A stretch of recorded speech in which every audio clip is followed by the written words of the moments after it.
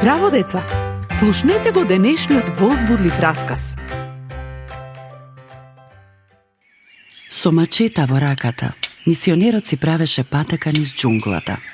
Сонцето пламна на небото. Најпосле пристигна до селото на индијанците. Поглаварот срдечно го поздрави. Ниту еден бел човек никогаш порано немаше дојдено во ова племе за да им раскаже за Исус. Тапаните ги повикаа да се соберат индијанците. Мисионерот радосен почна да зборува. Бог ме испрати кај вас, за да дознаете како да отидете на небото. Поглаварот се израдува од оваа добра вест. Стана и отиде да земе нешто.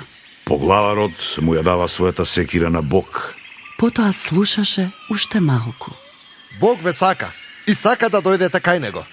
Но Бог е свет и вашите гревови се пречка на патот до него. Грешниците не можат да бидат на небото.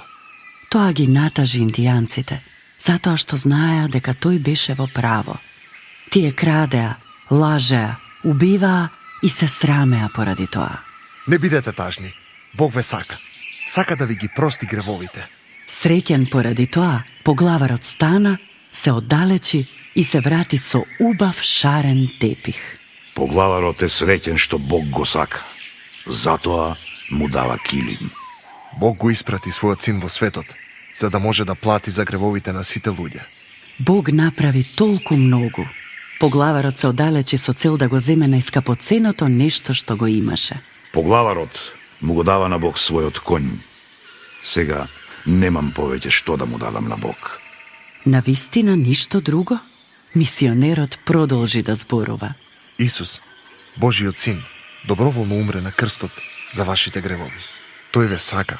Верувајте во него и ќе ви ги прости гревовите и еден ден ќе отидете на небото. Лицето на поглаварот светна. О, знам што можам друго да му дадам на Бог. Му го давам срцето и верувам дека умре за мене. Многу други луѓе го направија истото и се вратија среќни во своите шатори. Дали и ти сакаш да бидеш среќен на овој начин? Тогаш следи го примерот на поглаварот и поверувај во Господ Исус.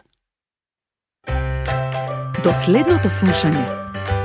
Ако сакаш да не контактираш или ако имаш прашање, пиши ни на radio7kids@gmail.com. Чао!